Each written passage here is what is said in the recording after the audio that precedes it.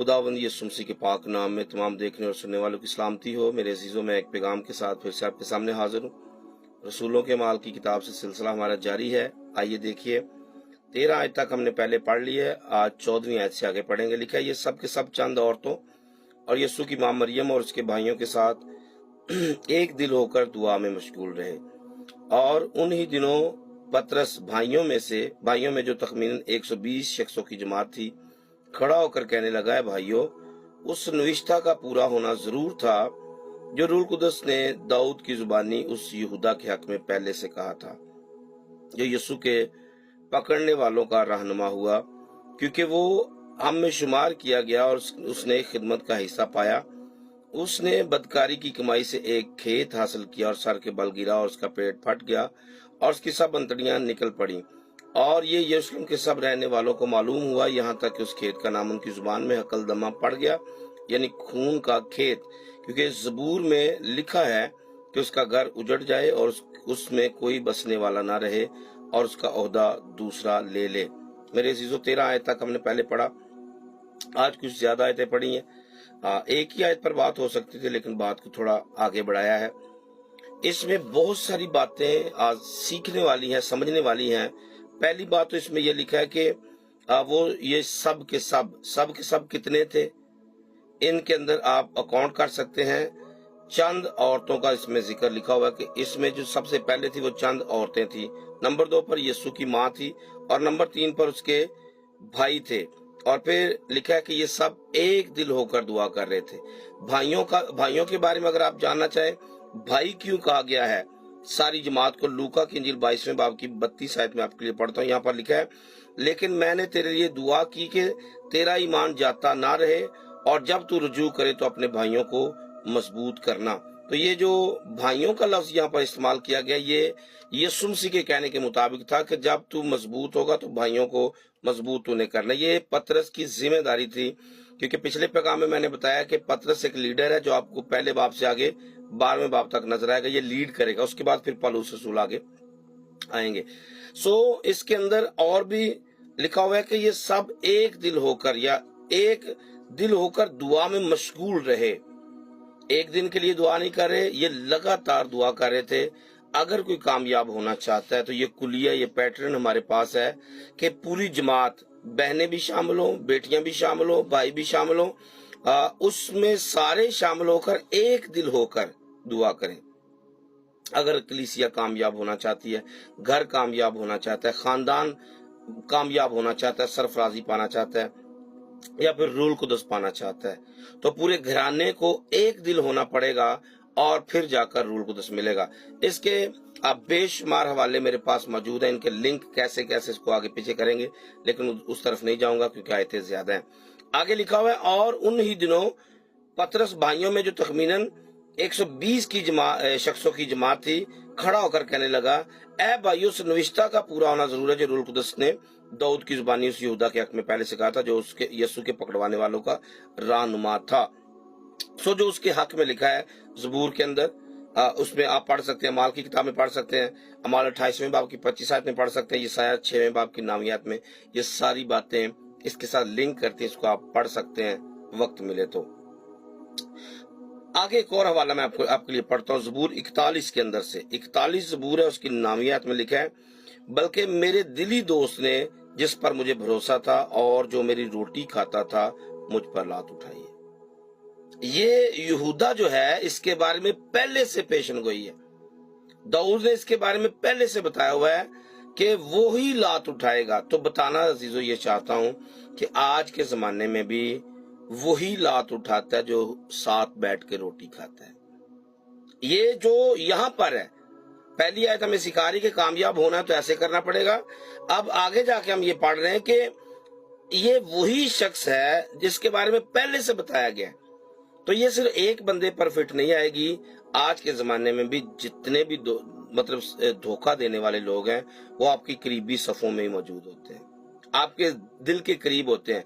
आप जिस पर ज्यादा फख्र करते हैं, आप जिसको ज्यादा इख्तियार देते हैं, आप जिस पर ज्यादा मान करते हैं, वही आप पर लात उठाता है, वही आप पर उंगली उठाता है या वही आपको गिराने की कोशिश करता है। और यहाँ पर तो यीशु मसीह के उस शागिर्द ने اس کو بالکل مطلب کہ بیچ دیا، مار دیا یا مروانے کے لیے دے دیا ہے۔ زبور 55 کی 12 سے 15 آیت تک بھی پڑھ سکتے ہیں، یوحنا 13 باب کی 18 آیت میں پڑھ سکتے ہیں، اور 18 باب کی 2 سے 8 آیت میں پڑھ سکتے ہیں۔ یہودا اسکریوتی کے بارے میں آپ کو مزید مل جائے گا۔ یسوع نے اسے شیطان تک ڈکلیئر کر دیا تھا کہ یہ شیطان ہے، اور زبور کی کتاب میں پہلے سے اس کے بارے میں بتایا گیا تھا، اور پطرس رسول اب یہ کہہ رہے ہیں کہ داؤد نے اس کے بارے میں پہلے بتایا تھا کہ اس نے ہمارے ساتھ خدمت کا حصہ پایا ہے، پر اب وہ ہم میں نہیں رہا۔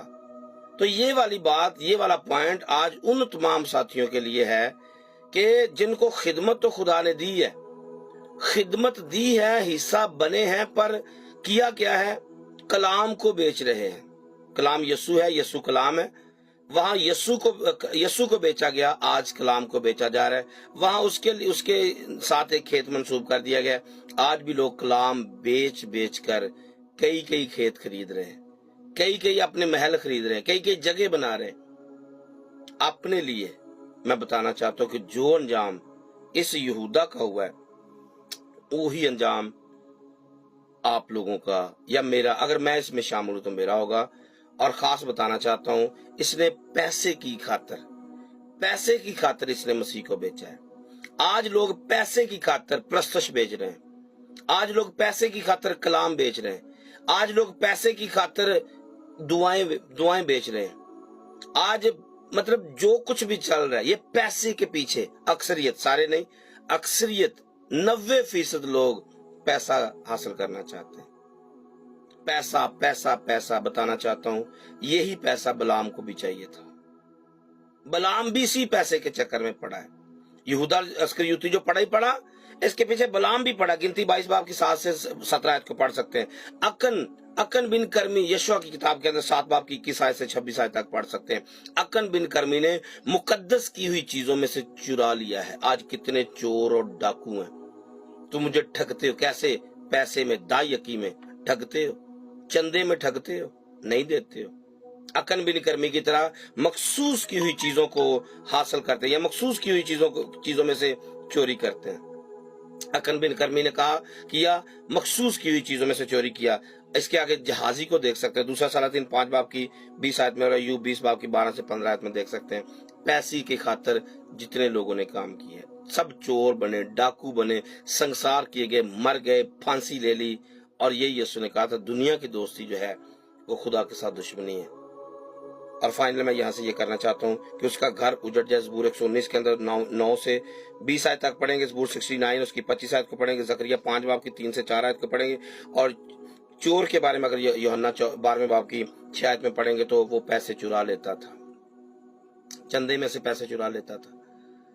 تو یہ ساری باتیں پوائنٹ کر رہی ہیں ان تمام لوگوں کی طرف جو بلائے تو خدمت میں گئے ہیں تو خدمت میں، پر ان کی توجہ پیسہ ہیں تو وہ شاگرد، پر جہازی کی طرح اپنے استاد کے پیچھے، وہ پیسے کے پیچھے پڑے ہوئے۔ استاد گھر پہ بیٹھا، وہ پیچھے پیسہ حاصل کرنے کے چکر میں پڑے ہوئے۔ اکن بن کرمی نے مخصوص کی ہوئی چیزوں میں سے چوری کر لیا ہے۔ اپنے آپ کو دیکھنا ہے کہ میں اکن تو نہیں ہوں، میں بلام تو نہیں ہوں، منہ سے تو یہی کہتے جا رہا ہوں کہ میں وہ کروں گا جو کہوں گا جو خدا چاہتا ہے، پر اندر کھاتے میں وہ پیسے کے پیچھے تھا۔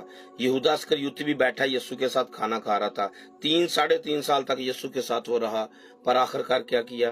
یسوع کو بیچ دیا۔ اور یہی آج کے زمانے میں یہ اسپرٹ کام کر رہی ہے کہ جب یسوع کے جانے کا وقت ختم ہو گیا تھا، زمینی سفر کی بات کر رہا ہوں، تو ایک یہودا تھا جس نے اسے بیچا۔ آج کے زمانے میں بھی وہ یہودا کی اسپرٹ کام کر رہی ہے، وہ بلام کی اسپرٹ کام کر رہی ہے، اکن بن کرمی کی اسپرٹ کام کر رہی ہے، اور اس کے ساتھ ساتھ وہ جہازی کی اسپرٹ کام کر رہی ہے۔ تو یہ ساری ایک ہی اسپرٹ ہے جو خدا کے خلاف چلتی ہے، پیسے کو عزیز رکھتی ہے، دنیا کو عزیز رکھتی ہے۔ عبرانیوں کا خط پڑھ کے دیکھیے، موسیٰ نے مصر کے خزانے ترک کر دیے، ابراہم ٹینٹوں میں زندگی بسر کرتا رہا۔ دنیا لکھا ہے ان کے لائق نہ تھی، جنہوں نے زندگی پانی ہے، یہ دنیا ان کے لائق نہیں ہے، وہ اپنا خزانہ آسمان پر جمع کرتے ہیں۔ بات سمجھ میں آئے؟ اس پر غور کریں، اس کو قبول کریں، اور یہودا والی اسپرٹ کو اپنی زندگی سے دور کریں۔ اگر کامیاب ہونا ہے تو ساری فیملی، سارا چرچ، خاندان مل کر یک دل ہو کر دعا کرے۔ خدا ضرور روح القدس سے بھرے گا، روح سے بھریں گے، ہمیشہ کی زندگی پائیں گے۔ جیتے رہے، خدا میں بڑھتے رہیں۔ مجھے اپنی دعا میں یاد رکھیے گا، میں پھر سے آؤں گا ایک نئے پیغام کے ساتھ۔ God bless you all.